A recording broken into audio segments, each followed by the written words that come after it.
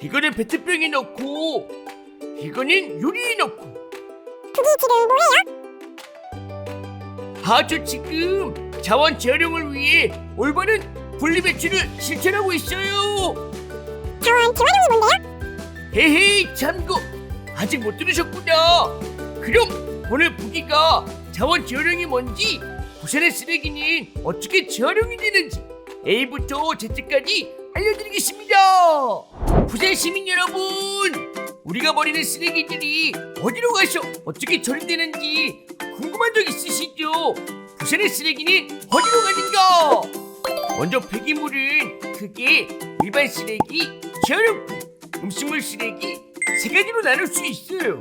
일반 쓰레기는 잘 타는 가연성 쓰레기와 타지 않는 불연성 쓰레기로 나누어지는데, 가연성 쓰레기는 소각시설로, 불연성 쓰레기는 매립시설로 이동해요. 우리 부산시에는 해운대, 명지, 민간 3군데의 소각시설과 생곡, 민간 2군데의 매립시설이 있어요. 해운대 소각시설은 해운대 기장 2개 구군의 폐기물을 처리하고 있고 하루 200톤의 폐기물을 처리할 수 있어요.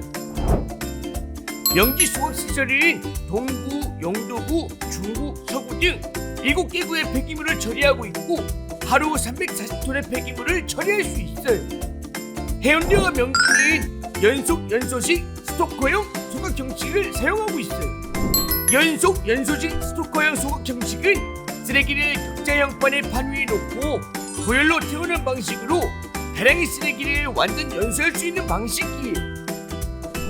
소각 과정도 알려드릴게요.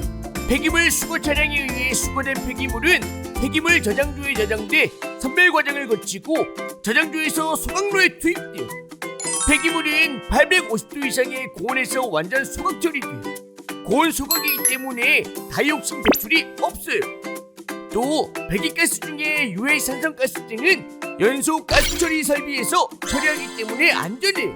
이제 매립시설을 살펴볼게요. 생곡 매립시설은 하루 700톤 정도를 처리하고 있는 시설로 악취 및 침출수 방지를 최소화한 준호기성 위생 매립 방법을 사용하고 있어요. 매립 과정은 폐기물 수거 차량 무게 측정 후 반입 불가한 폐기물이 없는지 확인한 후 하역을 해요. 하역 후 폐기물은 결침, 다짐, 복토 등 위생 매립 과정을 거쳐요. 복토는 1일 복토, 중간 복토, 최종 복토 세 가지 과정으로 나눠져 시행돼요. 아까 보기가 준호기성 위생 매립 공법은 침출수 방지를 최소화한 공법이라고 말했던 거 기억하시죠? 침출수는 폐기물이 분해되는 과정에서 발생하는 수질 오염 물질을 말해요. 하지만 걱정 마세요. 침출수도 생곡 매립시설에서 바로 처리합니다. 땅속에서 발생한 침출수는 배관을 통해 침출수 처리 시설로 이동해 생물 반응조와 화학 처리조 두 단계를 거쳐 처리가 돼요. 생물 반응조에서는 미생물을 활용하여 오염물질을 제거하고 화학 처리조에서는 미생물로 처리하지 못한 오염물질들을 화학물질로 처리를 해. 이 두 단계의 처리 과정을 거친 침출수는 강변 하수 처리장을 거쳐 바다로 방류하게 돼. 그럼 이제 우리가 분리수거에서 내놓는 재활용품들이 어떤 과정으로 처리되는지 한번 알아볼까요? 수거된 재활용품들은 선별장 또는 재활용센터로 이동하게 돼요. 이곳에서 하루에 약 957톤의 재활용품들이 처리되고 있어요. 먼저 재활용 폐기물이 선별장에 오게 되면 이물질, 부피가 큰 재활용품 등을 1차적으로 선별하게 되고 수선별실에서 작업자들의 손을 거쳐 앞단계에서 선별되지 못한 재활용 폐기물들을 PP, 피스, 페트병, 철캔 등 기타 재활용이 가능한 품목들을 품목별로 선별해요.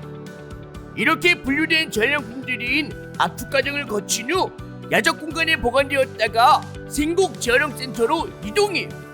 마지막으로 음식물 쓰레기는 수영, 생곡, 민간 음식물 자원화 시설로 이동하게 돼요. 음식물 자원화 시설에서는 1일 733톤의 음식물 쓰레기가 처리되고 있어요. 먼저 선별 파쇄기를 통해 음식물과 이물질을 분리한 후 파쇄해요. 여기서 분류된 이물질은 협착물 탈수기로 이동해 처리되고 음식물은 중력 침전조를 이용해 중력으로 음식물 내의 금속성, 모래 등을 분리하는 과정을 거쳐 이후 음식물 쓰레기는 분쇄기로 3mm 이하로 분쇄되고 추가적인 과정을 거쳐 소화조에서 감량돼요. 이렇게 각자의 목적지에 다 도착했다고 처리가 끝난 게 아니에요. 소각지나 협착물 등 잔해물, 재활용센터에서 선별되지 못한 재활용품 등을 다시 모아 생공 매립장에서 최종 처리하게 돼요. 부산시는 이러한 폐기물 처리 흐름을 따라 하루 2,939톤의 폐기물을 처리하고 있어요. 정말 대단하죠? 여기서 잠깐! 그럼 쓰레기는 쓰레기로 생을 마감하냐고요? 아니에요. 쓰레기들도 자원화로 새롭게 태어날 수 있어요. 소각시설에서 소각시 열에너지가 발생하게 되는데 이 열에너지는 주민 편익을 위해 사용되기도 지역 난방으로 활용하기도 지역 산업체에 판매하기도 해요. 쓰레기가 보내질 때 메리가스가 발생되는데 이 메리가스로 전기를 만들 수 있어요. 재활용품은 선별장 또는 재활용센터에서 재질별 종류별로 분류를 하는데 이 분류 과정을 통해 다양한 재생산 원료로 재탄생해요. 예를 들어 갈색 유리병은 다시 갈색 유리병으로, 철퇴는 철강 제품으로 다시 만들어져요. 음식물 쓰레기는 땅을 비옥하게 하는 비료로 만들어지거나 변기성 소화 과정을 거쳐 바이오가스로 만들 수 있어요. 이렇게 폐기물이 자원이 되기도 해요. 폐기물이 자원으로 재탄생되는 과정은 우리의 환경을 보호하는 데 중요한 부분이겠죠. 그렇다면 여기서 궁금한 점. 폐기물들이 열에너지나 전기로 재탄생되니까 일반 쓰레기에 화구잡이로 넣어서 버려도 될까요? 안 돼요. 매립시설과 소각시설은 처리할 수 있는 용량이 한계가 있을 뿐더러 환경에도 좋지 않아요. 제일 중요한 건 배출을 줄이기 위해 오래 사용하고 재활용이 가능한 자원들은 분리 배출해야 돼요. 하지만 플라스틱 재활용품의 경우 약 50% 정도만 재활용된다고 해요. 재활용률이 낮은 이유는 무엇일까요? 가장 큰 원인은 바로 분리배출이 제대로 되지 않아서라고 해요. 그럼 올바른 분리배출을 하려면 어떻게 해야 될까요? 올바른 분리배출을 위해서는 4가지만 기억하세요. 비핵분소! 1. 내용물을 비운다. 2. 깨끗이 헹군다. 3. 상표와 라벨을 분리한다. 4. 썩지 않고 재질별로 수거함에 넣는다. 부산 시민 여러분, 이제는 쓰레기를 잘 버리는 게 중요하다는 거 알겠죠? 쓰레기들이 자원으로 무사히 돌아갈 수 있게 도와줘요. 올바른 분리배출은 자원 재활용과 탄소 중립 실천을 위해 꼭 필요해요.